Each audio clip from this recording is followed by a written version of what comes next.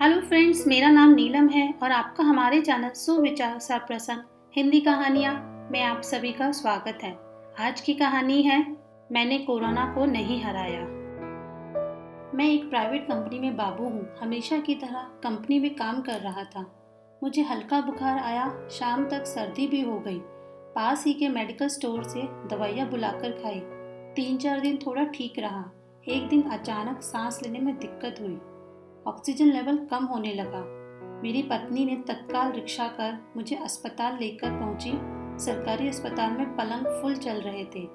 मैं देख रहा था मेरी पत्नी मेरे इलाज के लिए डॉक्टर के सामने गिड़गिड़ा रही थी। अपने परिवार को असहाय सा बस देख ही पा रहा था। मेरी तकलीफ बढ़ती जा रही थी। मेरी पत्नी मुझे हौसला दिला रही थी, कह रही थी कुछ नहीं होगा, हिम्मत रखो। यह वही औरत थी जिसे मैं हमेशा कहता था कि तुम बेवकूफ़ औरत हो, तुम्हें क्या पता दुनिया में क्या चल रहा है। उसने एक प्राइवेट अस्पताल में लड़ झगड़ कर मुझे भर्ती करवाया। फिर अपने भाई यानी मेरे साले को फ़ोन लगाकर सारी बातें बताई। उसकी उम्र होगी 20 साल करीबन, जो मेरी नज़र में आवारा और निठल्ला था, जिसे मेरे घर आने की परमिशन नहीं थी। वह अक्सर मेरी गैर हाजिरी में ही मेरे घर आता जाता था।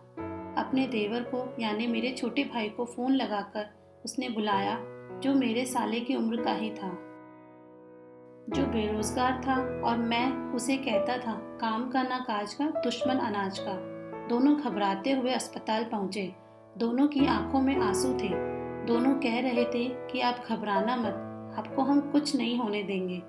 डॉक्टर साहब कह रहे थे कि हम 3-4 घंटे ही ऑक्सीजन दे पाएंगे, फिर आपको ही ऑक्सीजन की सिलेंडर की व्यवस्था करनी होगी।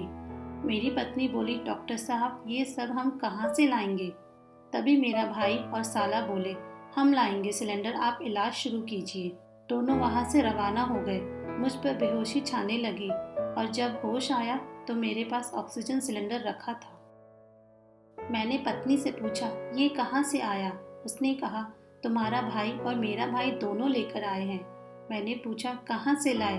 उसने कहा, ये तो वही जाने। अचानक मेरा ध्यान पत्नी की खाली कलाइयों पर गया। मैंने कहा, तुम्हारे कंगन कहाँ गए? कितने साल से लड़ रही थी, कंगन दिलवाओ, कंगन दिलवाओ। अभी पिछले महीने शादी की सालगिरह पर दिलवाए थे। वह बोली, आप चुपचाप सो जाइए, कंगन यही है, कहीं नहीं गए। मुझे उसने दवाइयाँ दी। मैं आराम करने लगा। नींद आ गई। जैसे ही नींद खुली, क्या देखता हूँ, मेरी पत्नी कई किलो वजनी सिलेंडर को उठाकर ले जा रही थी। जो थोड़ा सा भी वजनी सामान उठाना होता था, मुझे आवाज़ देती थी। आज कैसे कई किलो वजनी सिलेंडर तीसरी मंजिल से नीचे ले जा रही थी और नीचे से भरा हुआ सिलेंडर ऊपर ला रही थी। मुझे गुस्सा आया मेरे साले और मेरे भाई पर। ये दोनों कहाँ मर गए? फिर सोचा आएंगे तब फटकारूंगा। फिर पड़ोस के बेड पर ही एक सज्जन भर्ती थे, उनसे बातें करने लगा। मैंने कहा कि अच्छा अस्पताल है, नीचे सिलेंडर आसानी से मिल रहे हैं। उन्होंने कहा, खाक अच्छा अस्पताल है।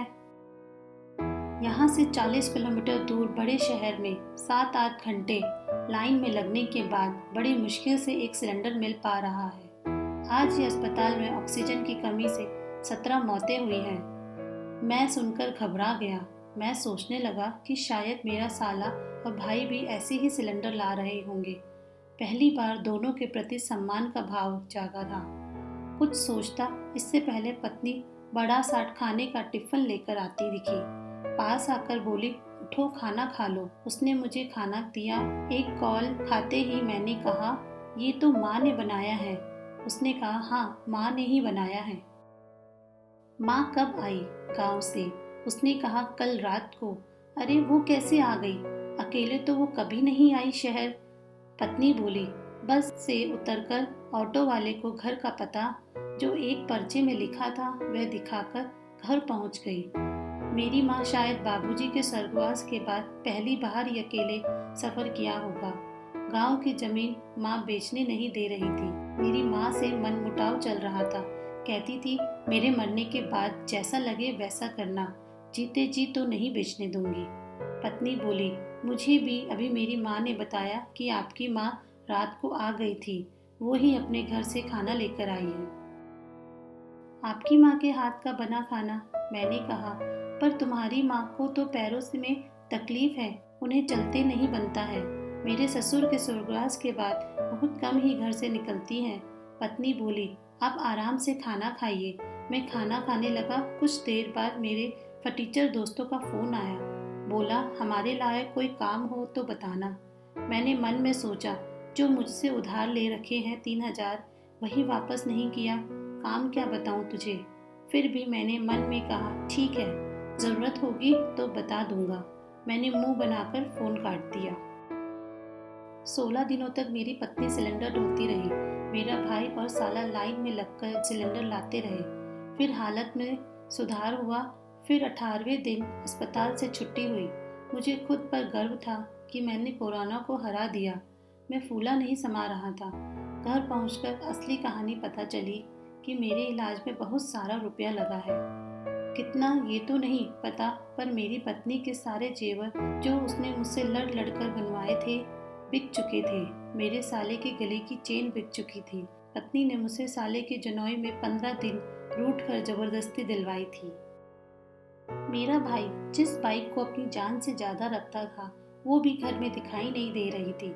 मेरी माँ जिस जमीन को जीते जी नहीं बेचना चाहती थी, मेरे स्वर्गीय बाबूजी की आखिरी निशानी थी, वो भी मेरे इलाज में बिक चुकी थी। मेरी पत्नी से लड़ाई होने पर मैं गुस्से में कहता था कि जाओ अपनी माँ के घर चली जाओ।